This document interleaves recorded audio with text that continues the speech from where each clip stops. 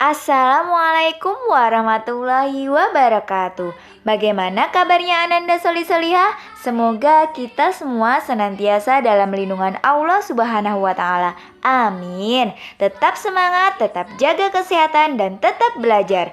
Hari ini kita akan belajar tema 5 tentang cuaca, subtema 4, cuaca, musim, dan iklim, pembelajaran 1. Semangat belajar Ananda Solih-Solihah. Perhatikan percakapan Siti dan teman-temannya berikut ini. Cuaca akhir-akhir ini sering hujan ya. Hanya kadang-kadang cuaca terlihat cerah. Mengapa hal itu bisa terjadi ya? Nah, temannya menjawab, sepertinya kita akan mengalami musim hujan. Sekarang kita sedang mengalami masa peralihan atau pancaroba. Mengapa disebut masa peralihan atau pancaroba? Nah, Indonesia adalah negara yang memiliki 2 musim. Peralihan dari musim kemarau ke musim hujan disebut pancaroba. Dayu bertanya, mengapa disebut musim? Apa bedanya dengan cuaca? Kemudian Beni menjawabnya, pertanyaan yang bagus, Dayu. Yuk kita ke perpustakaan sekolah. Di sana bukunya banyak. Kita bisa dapat jawabannya. Siti menjawab, ya setuju. Saya juga mau ikut mencari informasi itu. Simak dan pahamilah teks bacaan berikut ini. Iklim dan cuaca. Cuaca merupakan suatu gejala alam. Cuaca dapat terjadi dan berubah dalam waktu singkat. Perubahan cuaca dapat dirasakan dari menit ke menit atau jam ke jam. Iklim adalah lamanya keadaan cuaca di suatu daerah tertentu. Iklim biasanya diamati dalam waktu lama dari bulan ke bulan. Iklim menyebabkan adanya musim. Contoh, musim dingin, panas, semi, gugur, hujan, dan kemarau. Iklim dipengaruhi letak suatu negara di bumi. Oleh karena itu, beberapa negara memiliki musim yang berbeda. Ada negara yang memiliki 4 musim. Contohnya negara Jepang. Ada juga yang memiliki 2 musim. Contohnya Indonesia. Indonesia terletak di garis khatulistiwa atau ekuator. Iklim di Indonesia disebut iklim tropis dan memiliki 2 musim. Musim hujan yang terjadi pada bulan Oktober sampai Februari. Musim kemarau terjadi pada bulan Maret sampai September.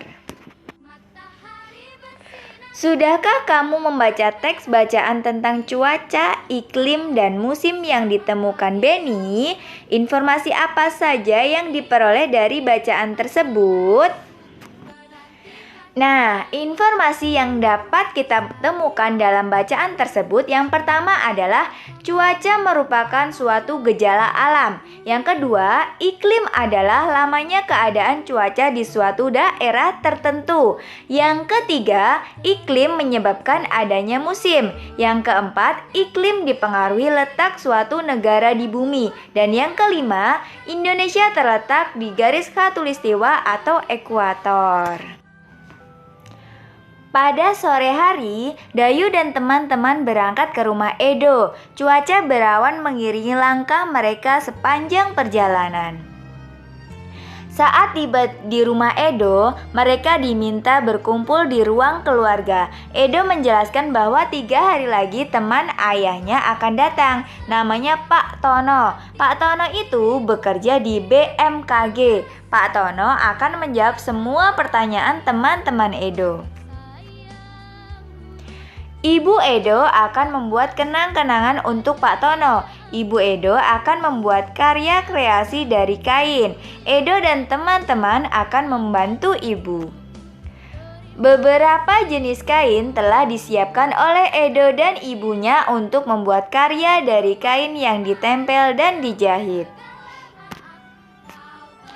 Sebelum dimulai, Edo mengambil gunting untuk memotong kain. Edo membagi-bagikan kain kepada teman-temannya. Nah, berikut ini adalah gambar yang akan dibuat oleh Edo dan ibunya. Kain-kain itu akan digunting menjadi berbagai bentuk. Ada yang berbentuk persegi, segitiga, persegi panjang, dan lingkaran. Untuk hari ini, Edo akan menggunting kain berbentuk lingkaran dan persegi terlebih dahulu. Mula-mula Edo menggunting kain berbentuk lingkaran. Ia mengguntingnya menjadi 3 bagian sama besar. Seperti pada gambar berikut ini. Edo memberikan bagian kain yang pertama untuk Siti, yaitu 3/3 dikurang 1/3 sama dengan 2/3. Kemudian yang kedua, Edo memberikan potongan bagian kain yang kedua untuk Dayu dan Lani, masing-masing mendapatkan 1/3 bagian lingkaran, yaitu 2/3 dikurang 1/3 sama dengan 1/3. Setelah dipotong menjadi lingkaran, sekarang Edo menggunting kain berbentuk persegi. Ia memotongnya menjadi 4 bagian sama besar. Ini potongan kain yang pertama, yaitu 4/4 dikurang 1/4, hasilnya 3/4. Kemudian potongan yang kedua, yaitu 3/4 dikurang 1/4, hasilnya 2/4. Selanjutnya potongan ketiga, yaitu 2/4 dikurang 1/4, hasilnya 1/4. Nah, potongan kain akan diberikan kepada Edo, Beni, Udin, dan Ibu Edo. Masing-masing akan mendapatkan 1/4 bagian persegi.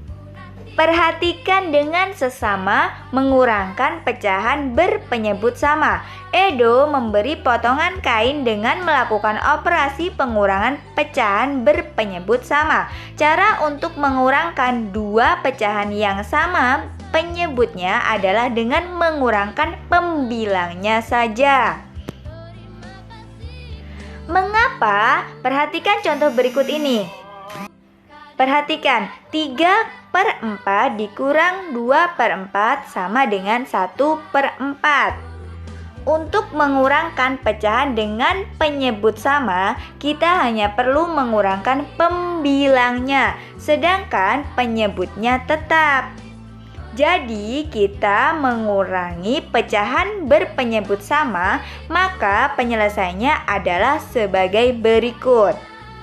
Contoh, 5/6 dikurang 4/6 sama dengan 5 dikurang 4/6 sama dengan 1/6. Ingat ya, yang dikurangkan hanya pembilang. Nah, sekarang ayo kita belajar karya dengan teknik menempel dan menjahit. Edo sudah membagikan kain untuk membuat karya. Karya dengan kain ini termasuk seni rupa 3 dimensi. Ibu Edo menjelaskan bahwa seni rupa 3 dimensi ini bermacam-macam teknik membuatnya. Teknik yang digunakan oleh Ibu Edo namanya teknik aplikasi. Teknik ini digunakan untuk menempel dan menjahit.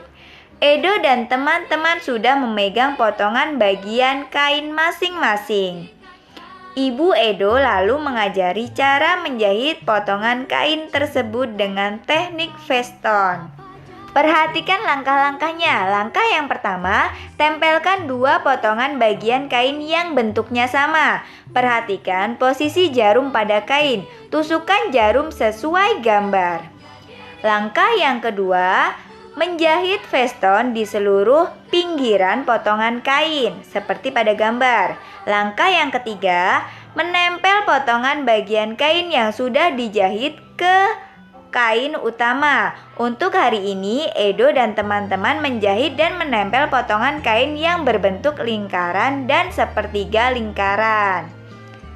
Mereka akan melanjutkan karya ini sebelum Pak Tono datang ke rumah Edo. Perhatikan baik-baik cara membuat karya dengan teknik menempel dan menjahit ini.